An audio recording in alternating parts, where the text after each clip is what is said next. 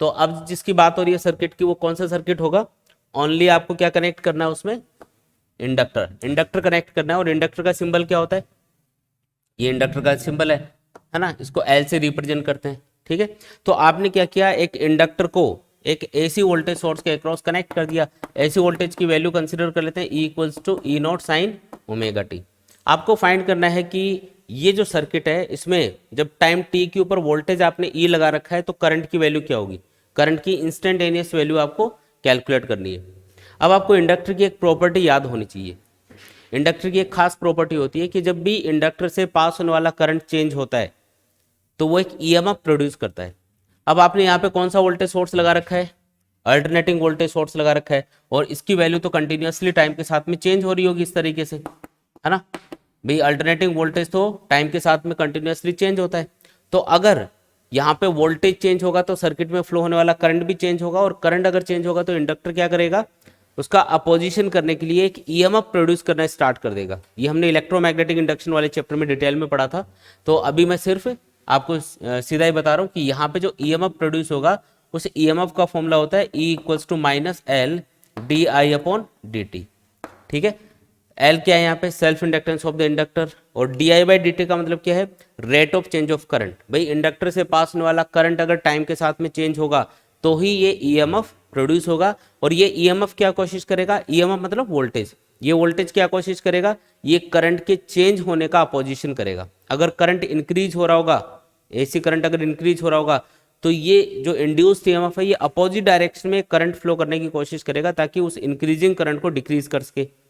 और अगर AC current की वैल्यू डिक्रीज हो रही होगी तो ये इंड्यूस्ड ईएमएफ सेम डायरेक्शन में करंट फ्लो करने की कोशिश करेगा ताकि डिक्रीज होने वाले करंट को रोका जा सके, उसको इंक्रीज किया जा सके। हमेशा क्या करेगा? इंड्यूस्ड ईएमएफ क्या कोशिश करेगा? हमेशा करंट के चेंज होने का अपोजिशन करेगा। यहाँ पे ये जो इंड्यूस्ड ईएमएफ है ये किसके बराबर होगा? मतलब ये जो वोल्टेज यहाँ पे प्रोड्यूस हो रहा है ना, ये किसके बराबर होगा? तो ये हमेशा अप्लाइड वोल्टेज के बराबर होता है। रीजन, क्योंकि यहाँ पे कोई रेजिस्टेंस वगैरह है नहीं।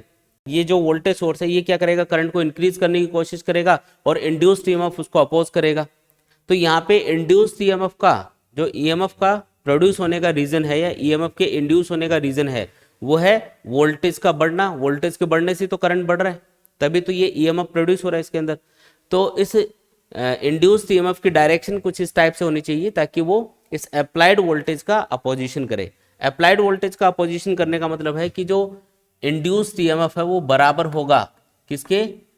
ई के। ई मतलब ये जो अप्लाइड वोल्टेज है इसके बराबर होगा, लेकिन अपोजिट डायरेक्शन में होगा, इसलिए मैं माइनस का सिंबल यूज कर रहा हूं। अगर मैं ई की ये वैल्यू उठा के वहां पे पुट करूं तो ये क्या बन जाएगा? E equals to minus L D I upon D T. तो ये आ जाएगा ई इक्वल्स टू, अब ई की वैल्यू भी पुट कर देते हैं साथ में। ई की वैल्यू क्या है यहाँ पे? E naught sine omega T equal to minus minus plus हो जाएगा L D I upon D T आ जाएगा। तो डी आई इक्वल्स टू क्या लिख सकते हो बताओ? डी आई इक्वल्स टू ये सब इधर ले जाओ, तो E naught by L sine omega T into D T. ठीक है, ये अपने पास में डी आई यानी चेंज इन करंट की वैल्यू आ गई। अच्छा, ये कौन सा चेंज इन करंट है? तो जो डी टी टाइम इंटरवल में इस सर्किट में करंट में चेंज आ रहा होगा वो है डी आई। भाई इक्वेशन क्या बता रही है कि डी आई क्या चीज है? डी आई है चेंज इन करंट, और डी टी का मतलब क्या है? डी टी का मतलब है वो स्मॉल टाइम इंटरवल जिसके अंदर करंट में चेंज आ रहा होगा। तो मान लो कि small time interval D T के अंदर सर्किट में जो करंट में चेंज आ रहा है आई के अंदर वो क्या है? D I.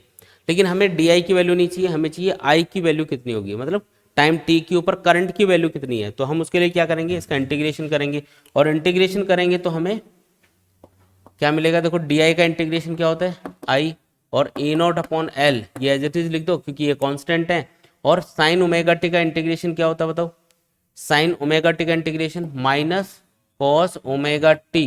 ठीक है, ये और डिवाइडेड बाई क्या आएगा? ओमेगा भी आएगा। इंटीग्रेशन में क्या होता है कि टी का जो मल्टीपल है वो नीचे लिखते हैं अपन।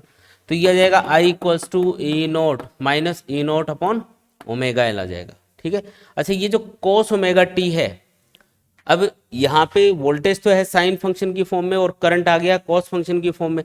तो इस कॉस फंक्शन को हम चेंज करेंगे, इसको हम साइन फंक्शन की टर्म्स में लिखेंगे ताकि हम दोनों को कंपेयर कर पाए। वोल्टेज और करंट को तभी कंपेयर कर पाओगे जब दोनों सेम फंक्शन में होंगे, मतलब सेम तरीके से लिखे हुए होंगे, मतलब साइन साइन होना चाहिए दोनों में। ये देखो क्या लिखा है यहाँ पे, cos ओमेगा टी लिखा है। क्या लिखा है यहाँ पे, cos ओमेगा टी। क्या मैं इसको ऐसा लिख सकता हूँ, sign pi by 2 minus omega T. याद करो sign pi by 2 minus theta क्या होता है, कॉस थीटा होता है। ठीक है, sine pi by 2 minus theta. देखो ये माइनस सिंबल तो आगे लिख ही चुके हैं। कॉस ओमेगा टी को मैंने क्या लिखा है, sine pi by 2 minus omega T, क्योंकि sine pi by 2 minus theta cos theta होता है, तो थीटा की जगह ओमेगा टी है बस यहाँ पे। ठीक है, तो यहाँ पे अब देखो ये जो नेगेटिव सिंबल है मैं इसको इस एंगल से मल्टीप्लाई कर देता हूँ, क्योंकि मैं जानता हूँ कि साइन माइनस ऑफ थीटा किसके बराबर होता है, माइनस साइन थीटा के। तो ये जो माइनस बाहर लगा हुआ है इसको अंदर मल्टीप्लाई कर दो इस एंगल से, तो ये बन जाएगा I equals to A naught upon omega L sine. और जैसे माइनस से मल्टीप्लाई करोगे ना इसको एंगल को, तो ये तो माइनस हो जाएगा, ये प्लस हो जाएगा, यानी omega T minus pi by 2 इसको लिखा जा सकता है। तो अपने पास करंट की इक्वेशन आ गई, अब जो साइन फंक्शन की फॉर्म में है। तो अब हम इनको कंपेयर कर सकते हैं। एक छोटी सी चीज को और समझते हैं यहाँ पे। देखो ये जो इक्वेशन लिखी है इसमें आप देख के बताओ कि करंट की वैल्यू मैक्सिमम कब आएगी। तो ई नॉट ओमेगा और एल ये तीनों चीजें कांस्टेंट है यहाँ पे। जब साइन फंक्शन की वैल्यू मैक्सिमम होगी यानी कि 1 होगी, उस कंडीशन में करंट क्या मिल रहा होगा, मैक्सिमम।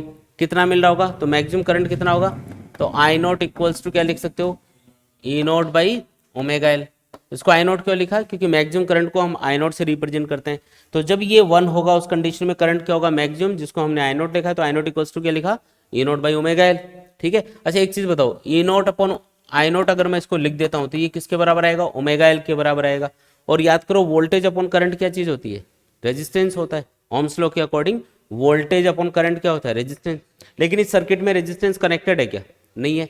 इसका मतलब ये रेजिस्टेंस तो नहीं है, लेकिन रेजिस्टेंस टाइप की कोई चीज है ये रेजिस्टेंस तो नहीं हो सकता, क्योंकि सर्किट में रेजिस्टेंस कहीं भी दिख नहीं रहा है अपन को। तो हमको एक चीज पता चल रही है कि ये जो ई नॉट अपॉन आई नॉट है ये रेजिस्टेंस तो नहीं है, लेकिन रेजिस्टेंस टाइप की कोई चीज है। अब ये रेजिस्टेंस टाइप की चीज क्या होती है, मतलब जो काम रेजिस्टेंस का है वही इसका काम होगा, है ना।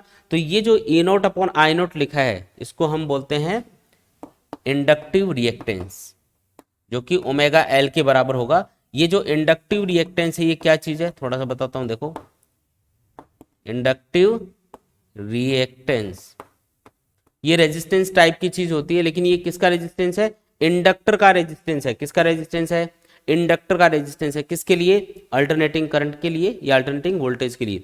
जब आप किसी भी इंडक्टर को यानी कि किसी भी कॉइल या सोलेनॉइड को किसी एसी वोल्टेज सोर्स के अक्रॉस कनेक्ट करते हो, तो वो जो कॉइल होती है या जो सोलेनॉइड होती है वो एसी का कितना अपोजिशन करेगी वो इस चीज के ऊपर डिपेंड करेगा। इसको हम क्या बोलते हैं, इंडक्टिव रिएक्टेंस। क्या बोलते हैं इसको, इंडक्टिव रिएक्टेंस। और इसका फॉर्मूला क्या होगा, omega into L. Omega into L ये क्या है, इंडक्टिव रिएक्टेंस का फॉर्मूला है। ये रेजिस्टेंस टाइप की चीज है, मतलब जहां जहां ओम्स लॉ के अकॉर्डिंग हम रेजिस्टेंस लिखते हैं ना फॉर्मूला के अंदर, वहां पे हम एक्सएल को लिखा करेंगे। जैसे मैं बोलूँ कि इस सर्किट में करंट कितना है, अगर वोल्टेज दे दूं और करंट पूछूं तो आप लिखोगे I equals to E upon XL, क्योंकि आर की जगह कौन आएगा, एक्सएल आएगा। इंडक्टर का जो रेजिस्टेंस होता है एसी के लिए उसको क्या बोलते हैं, एक्सएल, इंडक्टिव रिएक्टेंस। क्या बोलते हैं इसको, नाम बताओ इसका, इंडक्टिव रिएक्टेंस। आया समझ में ये। तो हम अब ये देखो ये जो इक्वेशन बनी है ना इसको हम ई नॉट अपॉन ओमेगा एल को तो आई नॉट लिख देंगे, तो इक्वेशन सिंपल बन जाएगी अपने पास। क्या इक्वेशन बनेगी, तो इधर लिख रहा हूं उसको, देखो थोड़ा मिटा के। हमारे पास जो करंट की इक्वेशन आएगी वो आएगी E I equals to I naught sine omega T minus pi by 2। अब मैं क्या करूंगा, करंट और वोल्टेज की इक्वेशंस को कंपेयर करने के लिए दो डायग्राम बनाऊंगा, जिसमें एक तो होगा वेवफॉर्म डायग्राम और एक क्या होगा, फेजर डायग्राम। ये दो डायग्राम आपको बनाने हैं ताकि हम इनमें कंपैरिजन कर पाएं। कंपैरिजन किस तरीके से करना है कि इनमें से क्या इनमें वोल्टेज और करंट में कोई फेज डिफरेंस है, और अगर है तो कौन इसमें आगे है कौन पीछे है, यानी कौन लीड कर रहा है कौन लैग कर रहा है, ये हम पता करते हैं।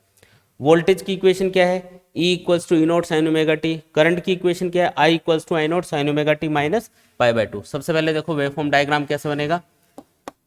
वोल्टेज और करंट को आपको एक ही ग्राफ में ड्रॉ करना है, वोल्टेज और करंट को एक ही ग्राफ में ड्रॉ करना है। सबसे पहले वोल्टेज को ड्रॉ करते हैं।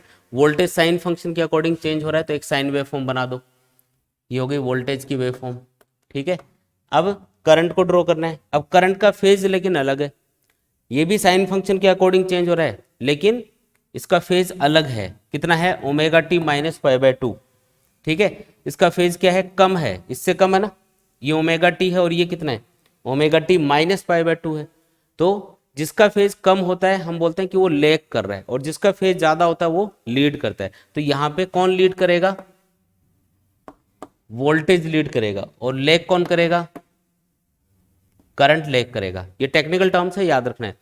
हमको जब दो चीज़ों को कंपेयर करना होता है, वोल्टेज और करंट को कंपेयर करना है, तो वोल्टेज का फेज अगर ज़्यादा है तो हम बोलेंगे वोल्टेज लीड कर रहा है, और अगर करंट का फेज ज़्यादा होता है तो हम क्या बोलते हैं, करंट लीड कर रहा है। तो यहाँ पे कौन लीड करेगा, यहाँ पे वोल्टेज लीड करेगा, क्योंकि इसका फेज कितना है, ओमेगा टी, करंट का फेज कितना है, omega T minus pi by two. इसका मतलब इसका फेज कम है, इसका फेज ज़्यादा है, जिसका फेज ज़्यादा होगा वो लीड करेगा, जिसका फेज कम होगा वो लैग करेगा। तो इस तरीके से हम इसको एक्सप्लेन करेंगे। बात समझ में आई क्या, वहाँ पे कैसे ड्रॉ करेंगे, तो यहाँ पे ये जो वेव फॉर्म है इसको मैं लिख देता हूँ, जैसे जीरो लिखा, इधर लिखेंगे पाई बाय टू, ये हो गया पाई। एक कंप्लीट साइकिल के लिए हम 2 पाई लिखते हैं यहाँ पे, है ना, तो ये होगा 3 पाई बाय टू, ठीक है। टाइम की जगह हमने मान लो एंगल्स लिखे हुए हैं। तो एक कंप्लीट साइकिल जब एसी का पूरा होता है तो फेज में कितना चेंज आता है, 2 पाई का चेंज आता है। मतलब 2 पाई में जैसे एक सर्कल होता है ना, एक कंप्लीट सर्कल पूरा होता है तो 2 पाई एंगल से घूम जाता है पार्टिकल। तो उसी तरीके से एक कंप्लीट साइकिल के अंदर, एसी के कंप्लीट साइकिल में फेज में जो चेंज आ रहा होगा वो 2 पाई का आएगा। यहाँ पे करंट का फेज कितना है, omega T minus pi by two, मतलब ओमेगा टी से पाई बाय टू कम है। अब कितना कम है, पाई बाय टू कम है। अब इनमें से जो चीज लीड कर रही होगी उसको पहले ड्रॉ करेंगे वेवफॉर्म डायग्राम में, और जो लैग कर रही होगी, जो पीछे होगी, और जितना पीछे होगी उतना पीछे उसको आगे से ड्रॉ करेंगे। जैसे करंट को आपको पाई बाय टू एंगल आगे से ड्रॉ करना है, क्योंकि करंट क्या कर रहा है, यहाँ पे लैग कर रहा है, तो आपको करंट को यहाँ से ड्रॉ करना है। जो चीज लीड करेगी वो पहले स्टार्ट होगा, जो लैग करेगी वो बाद में स्टार्ट होगा। तो यहाँ से इसको ड्रॉ करना है। ये इसका वेवफॉर्म डायग्राम बन गया। किसका बना है ये करंट का वेवफॉर्म डायग्राम हो गया। समझ में आया क्या, तो करंट और वोल्टेज का जो वेवफॉर्म डायग्राम है ये कुछ इस टाइप का बनेगा यहाँ। तो ये तो हुआ वेवफॉर्म डायग्राम, ठीक है। जो लीड करेगा उसको पहले ड्रॉ करना है, जो लैग करेगा उसको बाद में ड्रॉ करना है, और जितना लैग करेगा उतने एंगल बाद में इसको ड्रॉ करेंगे। जैसे यहाँ पे पाई बाय टू का डिफरेंस है, अगर मैं पूछूं भी फेज डिफरेंस कितना है, बता सकते हो क्या, वोल्टेज के फेज में से करंट का फेज माइनस करोगे तो ये आएगा प्लस पाई बाय टू। जब भी फेज डिफरेंस कैलकुलेट करोगे, जिसको हम फाई से रिप्रेजेंट करते हैं, तो हमेशा वोल्टेज के फेज में से करंट का फेज माइनस करना है। ओमेगा टी में से जैसे आप माइनस करोगे, omega T minus pi by two, answer क्या आएगा, प्लस पाई बाय टू। इसका मतलब वोल्टेज और करंट के बीच का फेज डिफरेंस है पाई बाय टू, ठीक है। ये वेवफॉर्म डायग्राम हो गया। अब बनाएंगे इसका फेजर डायग्राम। याद है क्या फेजर डायग्राम, चलो बताओ। वोल्टेज का फेजर कहाँ पे ड्रॉ करेंगे, तो वोल्टेज की इक्वेशन देख लो। वोल्टेज का फेज कितना है, ओमेगा टी, तो एक्स एक्सिस से ओमेगा टी एंगल पे आपको वेक्टर ड्रॉ करना है, जिसका मैग्नीट्यूड किसके बराबर होगा, ई नोट के बराबर होगा। ये देखो, ये हो गया ई नोट, जो कि एक्स एक्सिस से ओमेगा टी एंगल पे है। इसके बाद में आपको क्या करना है, इसके बाद में आपको करंट का फेजर ड्रॉ करना है। करंट का फेजर कहाँ पे ड्रॉ करेंगे, तो देखो करंट का जो फेजर है उसका मैग्नीट्यूड तो आई नोट के बराबर है, लेकिन इसका फेज कितना है, omega T minus pi by two. तो ओमेगा टी वाली जो लाइन है उससे पाई बाय टू एंगल पीछे आना वापस। भाई omega T plus pi by two होता तो आगे चले जाते, माइनस पाई बाय टू है तो पीछे आ जाएंगे। तो पीछे कितना आना है, 90 डिग्री पीछे आना है। ये होगा आई नोट, और ये एंगल कितना होगा, तो ये टोटल एंगल 90 है, उसमें से ओमेगा टी माइनस करोगे तो ये आएगा कितना आएगा, pi by two minus omega T. लेकिन देखो एंगल हमेशा एंटी क्लॉकवाइज मेजर किया जाता है, ये हम क्लॉकवाइज मेजर करें इसलिए आगे एक माइनस का सिंबल लगाना पड़ेगा, जो ये बताएगा कि एंगल को आपने क्लॉकवाइज मेजर किया है। एंगल हमेशा कैसे मेजर होता है, क्लॉकवाइज। क्लॉकवाइज एंगल मेजर करोगे तो उसको पॉजिटिव लेते हैं, एंटी क्लॉकवाइज मेजर करोगे तो नेगेटिव। ये माइनस अंदर मल्टीप्लाई करके लिखोगे तो ये omega T minus pi by two भी लिखा जा सकता है। ऐसा मैं इसलिए लिख रहा हूँ क्योंकि एक चीज मैंने आपको बताई थी कि जब भी हम किसी फेजर का वाई एक्सिस के लॉन्ग कंपोनेंट लेते हैं, कौन सा कंपोनेंट लेते हैं, वाई एक्सिस के लॉन्ग जब भी कंपोनेंट लेंगे तो वो हमेशा वोल्टेज या करंट की इंस्टेंटेनियस वैल्यू को रिप्रेजेंट करना चाहिए। चेक कर लेते हैं, जैसे वोल्टेज है तो इसका वाई एक्सिस के लॉन्ग कंपोनेंट क्या आएगा, वोल्टेज का एक्स एक्सिस के लॉन्ग कंपोनेंट आएगा E naught cos omega T. Y axis के लॉन्ग कंपोनेंट क्या आएगा बताओ, E naught sine omega T. और इसी तरीके से वोल्टेज सॉरी करंट का आप फेजर ले लो, कंपोनेंट ले लो, है ना। किधर कंपोनेंट लेना है, वाई एक्सिस के लॉन्ग, इधर इधर आएगा कंपोनेंट, क्या आएगा, तो आई नॉट का भी एंगल से जुड़ा हुआ कंपोनेंट इधर तो होता कॉस, इधर होगा साइन, तो ये होगा आई नॉट साइन, और एंगल कितना है ये omega T minus pi by 2। क्या ये करंट की इंस्टेंटेनियस वैल्यू के बराबर है? बिल्कुल ठीक है, तो ये दोनों वेरीफाई हो गए, मतलब फेजर डायग्राम सही बना है। तो इस तरीके से हम चेक कर लेंगे।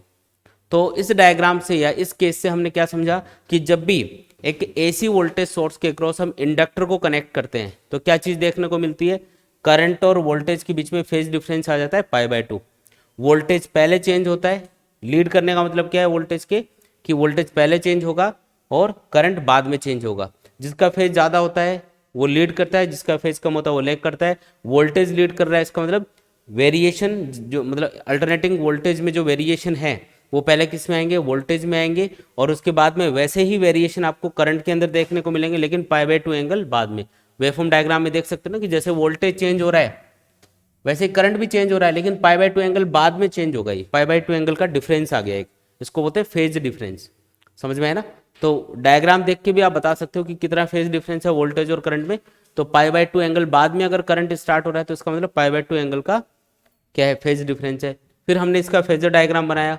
फेजर डायग्राम जब भी बनाओगे तो कैसे बनाते हैं फेजर डायग्राम, जिस भी फिजिकल क्वांटिटी का फेजर डायग्राम बनाना है जैसे वोल्टेज या करंट, तो उसकी मैक्सिमम वैल्यू को हमेशा फेजर रिप्रेजेंट करेगा।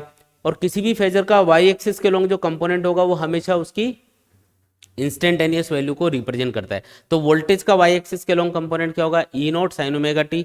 करंट का वाई एक्सिस के लॉन्ग कंपोनेंट क्या, I naught sine omega T minus pi by 2। तो ये क्या है, ये है वोल्टेज और करंट की इंस्टेंटेनियस वैल्यूज। इसका मतलब फेजर डायग्राम हमने सही बनाया। ठीक है, तो ये चीज़ याद रखनी है। और एक चीज़ और याद रखनी है कि इंडक्टर का एसी के लिए जो अपोजिशन होता है, इंडक्टर का अल्टरनेटिंग करंट या वोल्टेज के लिए जो अपोजिशन होगा वो होगा इंडक्टिव रिएक्टेंस, जिसका फॉर्मूला क्या होगा, ओमेगा इंटू एल। जैसे रेजिस्टेंस अपोज करता है करंट का, वैसे इंडक्टर भी करंट का अपोजिशन करेगा। कौन से करंट का, एसी का। अच्छा, डीसी का अपोजिशन नहीं करेगा। ये क्यों नहीं करेगा बताओ? क्योंकि डीसी की फ्रीक्वेंसी कितनी होती है, 0। अगर आप यहाँ पे डीसी सोर्स लगाते ना तो डीसी तो टाइम के साथ चेंज ही नहीं होता, तो उसकी फ्रीक्वेंसी कितनी होगी, 0 होगी। तो अगर 0 पुट करोगे भाई, ओमेगा क्या होता है, 2πf होता है ना ओमेगा, तो एफ की वैल्यू 0 पुट करोगे फॉर डीसी। डीसी के लिए क्या होगा, फ्रीक्वेंसी 0, तो ओमेगा क्या आएगा, 0। ओमेगा 0 पुट करोगे तो एक्सएल भी क्या आएगा, 0 आएगा। मतलब डीसी का अपोजिशन करेगा या नहीं करेगा इंडक्टर, नहीं करेगा, क्योंकि इंडक्टिव रिएक्टेंस की वैल्यू डीसी के लिए कितनी आ रही है, 0 आ रही है। तो अगर आप किसी भी इंडक्टर से, किसी भी कॉइल से अगर आप डीसी करंट पास कर रहे हो तो उसका इंडक्टिव रिएक्टेंस क्या होगा, 0 होगा, और वो उसका अपोजिशन नहीं करेगा। सिर्फ इंडक्टर या कॉइल किसका अपोजिशन करता है, एसी का अपोजिशन करता है। और कितना अपोजिशन करेगा, XL equals to omega into L, ये उसकी वैल्यू रहेगी मैथमेटिकली।